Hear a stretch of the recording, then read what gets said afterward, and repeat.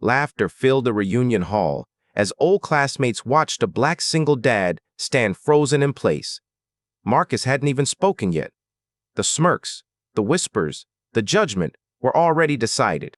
His ex-wife stood front and center, turning memories into weapons, stripping him down in front of people who were enjoying every second of it. No one stepped in. No one looked away. Then the humiliation crossed a line. A voice cut through the room, loud and sharp. "Marcus!" That was the moment everything changed. Because the woman who said his name wasn't there by accident, and the people laughing had no idea what mistake they'd just made.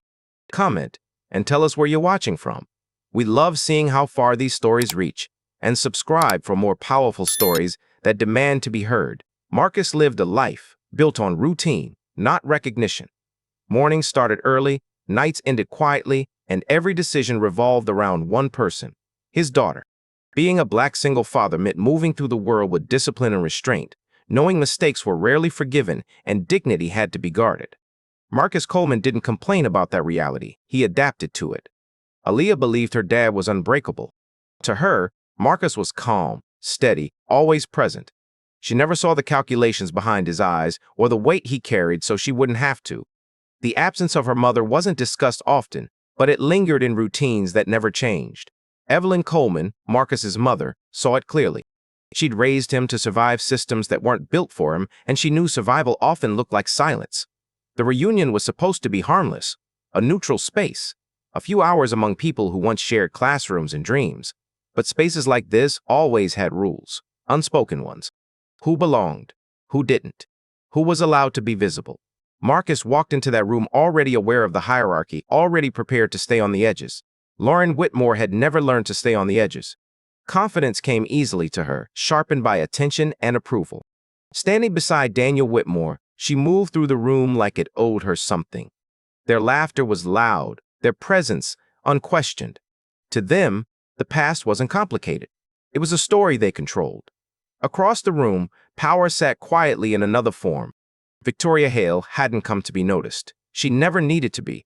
Her life operated inside structures that responded the moment she moved. But that night, those structures failed her on purpose. The denial wasn't accidental, it was calculated, and the message was clear. Around them, bystanders watched without choosing. Megan Price and others smiled, sipped drinks, and pretended discomfort wasn't complicity. The room felt polished, but the atmosphere was tight, like something waiting to snap. Marcus sensed it before it happened. The way laughter sharpened. The way eyes lingered. He didn't know exactly how the night would turn, but he knew it wouldn't pass quietly.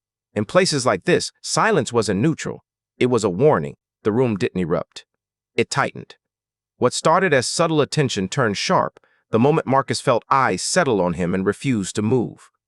The laughter around the tables didn't stop, but it changed.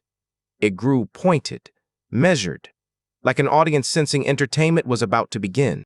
Marcus Coleman stayed still, posture controlled, refusing to react the way people expected him to. Lauren Whitmore moved easily through the space, confidence flowing without resistance. She spoke with practiced ease, drawing people in, reshaping memories into jokes that landed just a little too hard. Each laugh widened the circle. Each glance toward Marcus made the intention clearer. This wasn't nostalgia. It was positioning. Daniel Whitmore stood beside her, silent but present, wearing authority like armor. His approval didn't need words. It showed in the way others mirrored his indifference. The power dynamic locked in, fast, familiar, efficient, cruel in its quiet. Marcus felt it before it became obvious. The subtle exclusion. The way conversations bent away from him. The way people looked past him instead of at him. This was how it always started. Not with insults, but with erasure. Across the room, Victoria Hale remained standing where she'd been stopped. The denial hadn't been loud, but it had been deliberate. She watched how the space operated when challenged. How quickly politeness became a wall. She didn't speak yet. She didn't need to. The injustice was doing the talking. Then, Lauren turned fully toward Marcus. Her smile sharpened as she addressed the room, voice raised just enough to travel. "I always wondered how he'd end up. Guess some people never grow." The words landed hard. Laughter followed, hesitant, then louder, the kind that needed permission before committing. Marcus felt heat rise in his chest but didn't move. Reacting would feed it. Staying silent would condemn him. The system thrived on that trap. Alia shifted beside him, sensing the change. Her small hand found his arm. Marcus stayed grounded for her.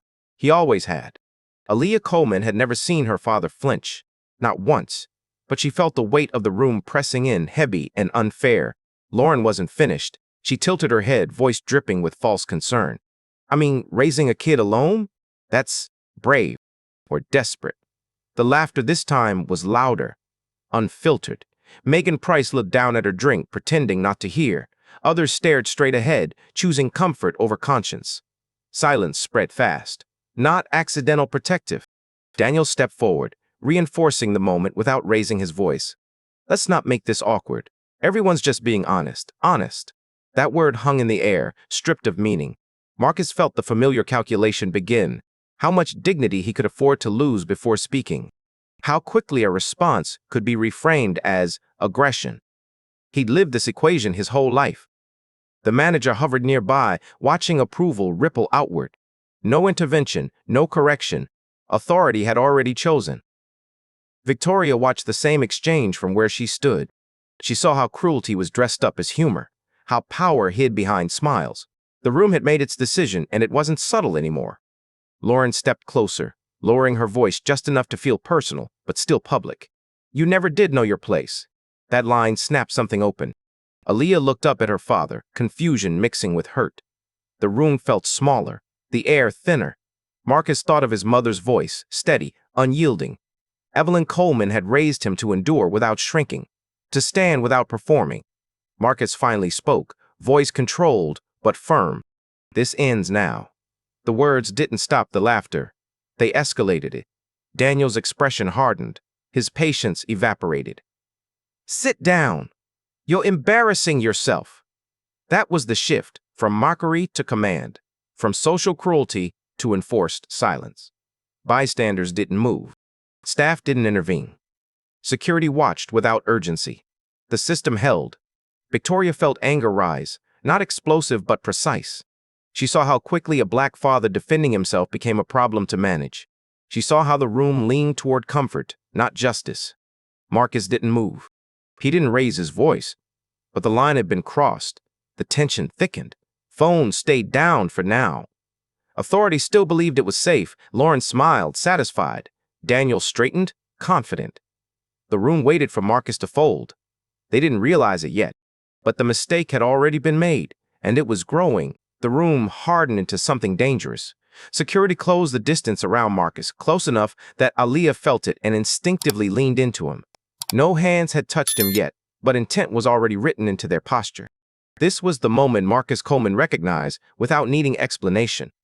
The point where silence stopped being passive and started becoming permission. Lauren Whitmore stood relaxed, almost pleased.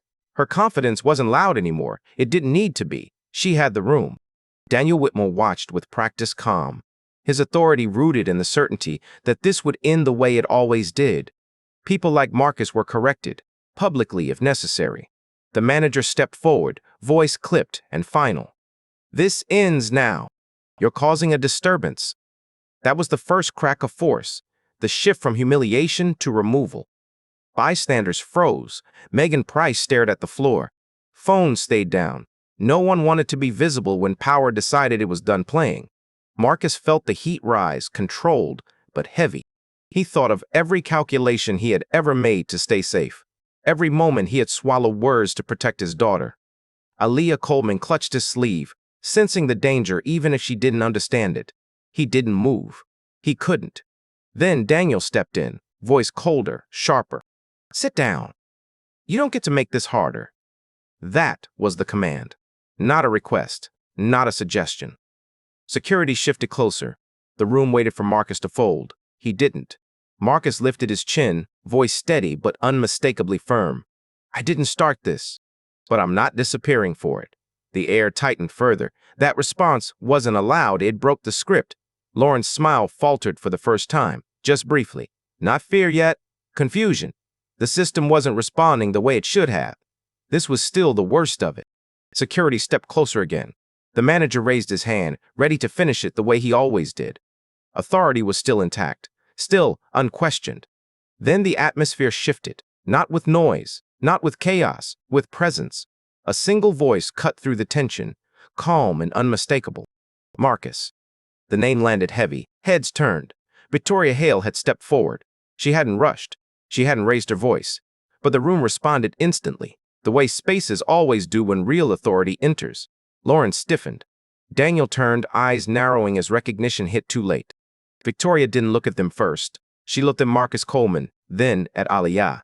She saw everything she needed to see. Phones came up, not quietly, not hidden. Victoria spoke again, her tone even, unmovable. I heard everything. That was when the balance began to collapse. Daniel tried to regain control, words coming faster now, less polished. This is being misunderstood. It didn't land. Victoria turned her gaze to him fully, and the room followed. No, this is being recorded. That was the moment fear appeared. Lauren's posture broke. Her confidence drained into calculation that had nowhere to go. Daniel's breathing changed. His certainty fractured under the weight of witnesses, cameras, and someone he couldn't outrank. Security hesitated. For the first time all night, no one moved when authority spoke. Marcus felt the shift before he understood it. The pressure eased, not because the room had grown kinder, but because power had lost its grip. He hadn't won anything yet, but he wasn't alone anymore. Victoria turned slightly, her voice steady as stone. Do not touch him. No one did. That was it. The system recalibrated in real time. People who had stayed silent moments ago leaned forward now, hungry to witness the fall they'd helped create. Lauren Whitmore stepped back, eyes darting. Daniel Whitmore realized the room no longer belonged to him. Phones stayed up. No one laughed. No one looked away. Power hadn't just shifted. It had been exposed, and as the room held its breath, one truth settled in. This night wasn't ending with an apology. It was ending with consequences. The consequences came quickly, and they were permanent. By the next morning, Lauren Whitmore and Daniel Whitmore were no longer protected by smiles, connections, or social approval. Footage spread faster than explanations ever could. Investigations followed, formal, documented, unavoidable. Invitations were withdrawn. Positions were suspended. Doors that once opened without question closed just as easily. There was no quiet apology, no private resolution. What happened in that room had witnesses, and witnesses change outcomes. The manager who enabled it was removed before the week ended. Policies were reviewed, staff were retrained, not out of compassion, but fear. The system didn't suddenly grow a conscience. It learned that silence was no longer safe. For Marcus Coleman, the change was deeper than headlines. He walked out of that night without lowered eyes, without shame trailing him home. He hadn't begged, he hadn't exploded, he had stood, and that mattered. In the days that followed, something shifted in the way people addressed him. Not respect born of politeness, but acknowledgement, the kind that comes when dignity survives pressure. Aliyah Coleman noticed it first. Her father's posture, the steadiness in his steps, the absence of that quiet weight she'd always felt but never named. She had seen her father refuse to disappear, and that image stayed with her. It would shape how she understood power, fairness, and her own worth. Victoria Hale didn't give interviews. She didn't make speeches. She acted. Contracts were paused. Oversight expanded. Systems that once relied on silence were forced into visibility. Not because she was angry, but because she was precise. Authority, when used correctly, doesn't shout. It corrects. Megan Price, like many others, carried something else home that night. Regret. The understanding that doing nothing is still a choice, and that choice has a cost. This wasn't a soft ending. It was a necessary one. Racism doesn't survive because it's loud. It survives because it's protected by comfort, by fear, by people who assume no one is watching. That night proved something different. When one person stands and another refuses to look away, the entire balance can change. The real question isn't whether injustice still exists. It's how often it wins, because silence feels easier than courage. If this story stayed with you, share it with someone who needs to hear it. Subscribe to Black Community Struggles for stories that confront injustice head-on and hit like to help these voices reach further.